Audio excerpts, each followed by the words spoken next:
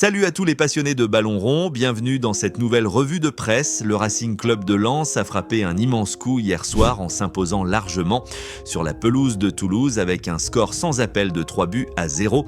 Malgré un match qui aurait pu être piège, les Sang et Or ont su profiter de l'expulsion rapide d'un joueur toulousain pour dérouler leur football et enchaîner une 7e victoire consécutive en championnat. Cette victoire est capitale car elle intervient juste avant la fin des matchs allés. Grâce à ce succès, Lens s'assure mathématiquement de terminer cette première partie de saison en étant seul leader de la Ligue 1. La dynamique est exceptionnelle et le club nordiste envoie un message de force à tous ses concurrents.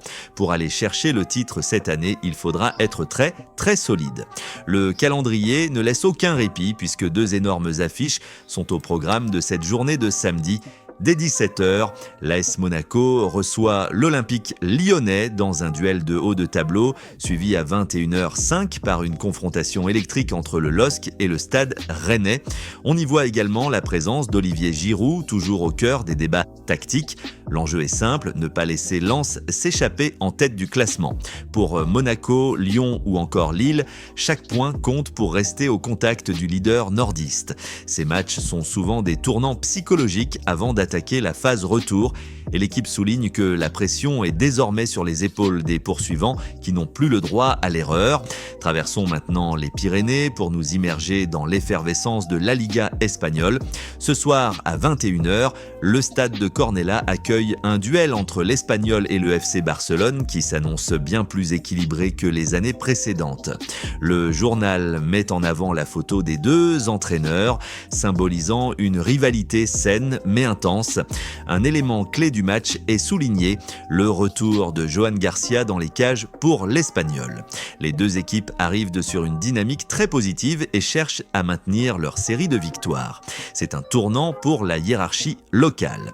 Le journal précise que le match est beaucoup plus égalisé cette saison, ce qui signifie que le Barça ne part pas avec une avance aussi confortable que d'habitude.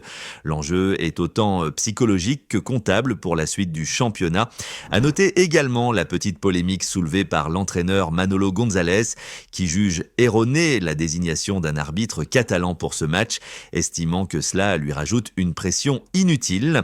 En marge du match, Hansi Flick s'est exprimé sur les intentions du club pour le mois de janvier. L'entraîneur allemand est clair, le FC Barcelone va bouger sur le marché des transferts hivernales. Cependant, Flick tempère les attentes en précisant que chaque mouvement doit avoir du sens, sportivement et économiquement.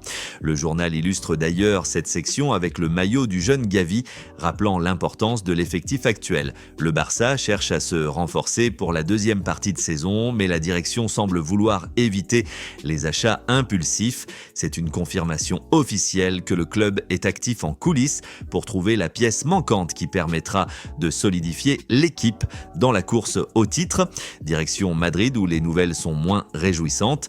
Le journal rapporte que l'absence de Kylian Mbappé devient un véritable problème tactique pour l'entraîneur Xabi Alonso.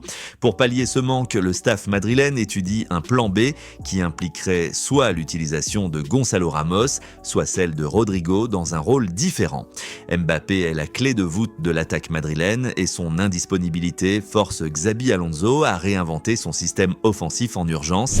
La capacité du Real à maintenir son niveau sans son joueur vedette sera déterminante pour ne pas laisser filer le Barça en tête de la Liga. Après avoir palpé l'intensité des derbys et des défis en La Liga grâce au journal Sport, direction l'Italie pour plonger dans les intrigues de la Série A. Aujourd'hui à 18h, la Juventus se lance à l'assaut de Lecce avec un objectif clair, prendre les 3 points pour rester dans la course au titre.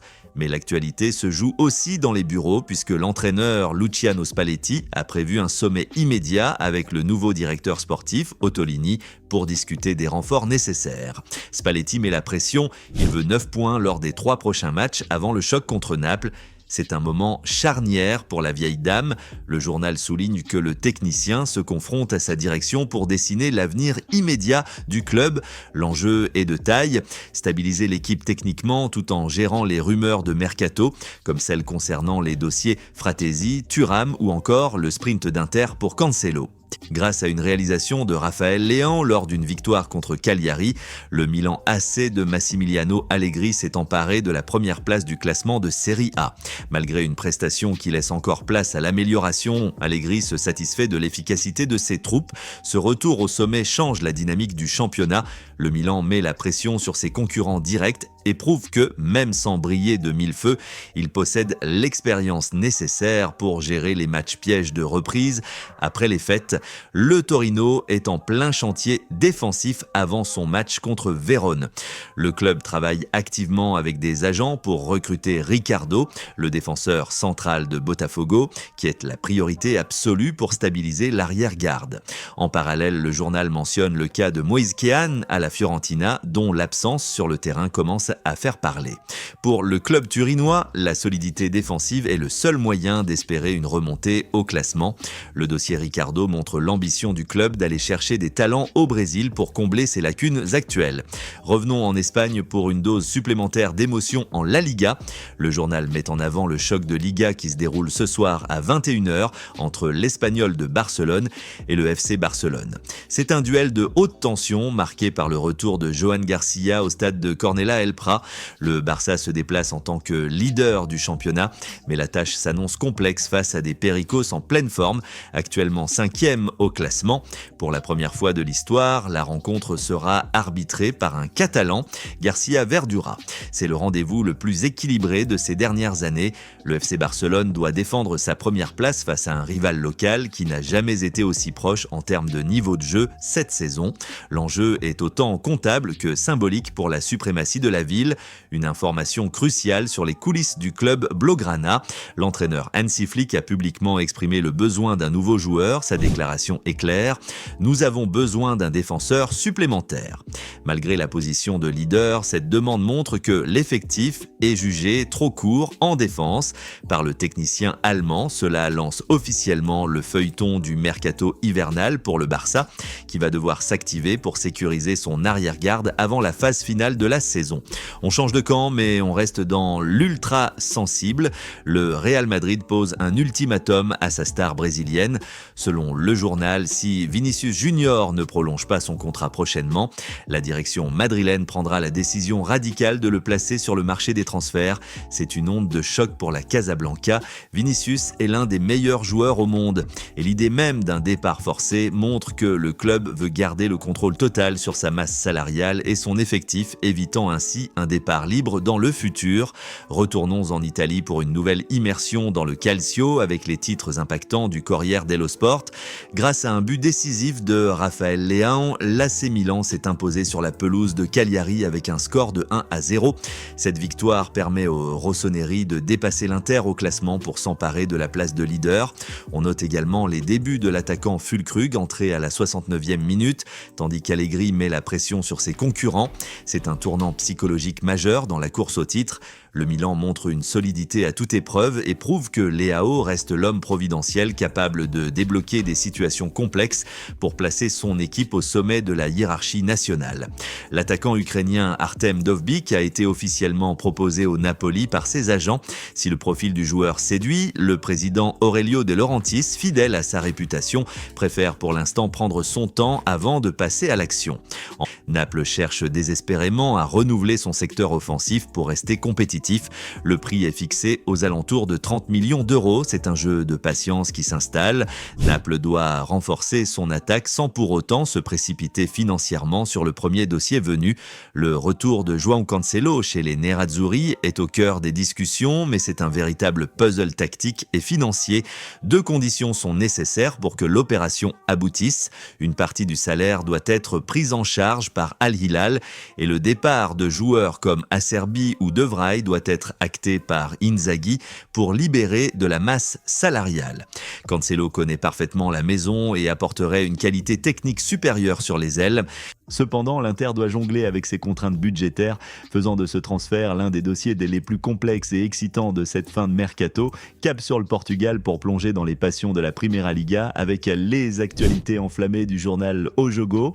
Le gros titre de la journée concerne le match nul, 1-1 entre le Sporting et Gil Vicente. Les Lions de Lisbonne jouaient pourtant en supériorité numérique au moment où ils menaient, mais ils ont été rejoints au score à la 87e minute par les Gilistas. L'entraîneur Rui Borges souligne d'ailleurs que l'expulsion subie par son équipe a paradoxalement galvanisé ses joueurs qui ont cru au match nul jusqu'au bout. C'est un coup d'arrêt majeur pour le Sporting dans la course au titre. Perdre 2 points dans les derniers instants du match alors qu'on est en supériorité numérique est une faute professionnelle qui pourrait peser lourd au classement final. José Mourinho sort du silence et ne fait pas dans la demi-mesure. Il encense le FC Porto, qualifiant leur première moitié de saison d'extraordinaire. Mais le Special One ne s'arrête pas là et lance une petite pique au Sporting en affirmant que si les Lions n'avaient pas eu cette chance merveilleuse dans les arrêts de jeu contre Santa Clara, la situation serait bien différente. L'avis de Mourinho compte toujours énormément au Portugal. En valorisant la régularité du FC Porto et en remettant en question la réussite du Sporting, il met une pression psychologique supplémentaire sur les épaules des leaders du championnat. Le FC Porto est au cœur du mercato avec l'arrivée de Sandro. Les observateurs décrivent ce transfert comme une signature intelligente, comparant le profil du joueur à celui de Thiago Silva.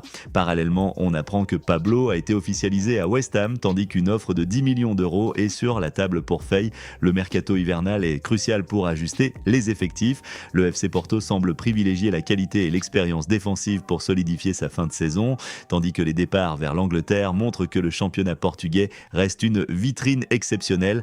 Le Mozambique, surnommé les Mamba, fait son entrée en 8e de finale de la Coupe d'Afrique des Nations contre le Nigeria. Les espoirs de tout un peuple reposent en grande partie sur les épaules de Jenny Katamo, le joueur du Sporting, qui porte l'attaque de sa sélection nationale. La performance des joueurs évoluant au Portugal lors des compétitions internationales est toujours suivie de près car elle impacte directement la valeur marchande des joueurs et leur état de forme pour la reprise du championnat. Et voilà pour cette revue de presse du jour. Si elle vous a captivé, likez, commentez et abonnez-vous à la chaîne pour plus de tours d'horizon sur le foot mondial. À la prochaine pour d'autres nouvelles explosives.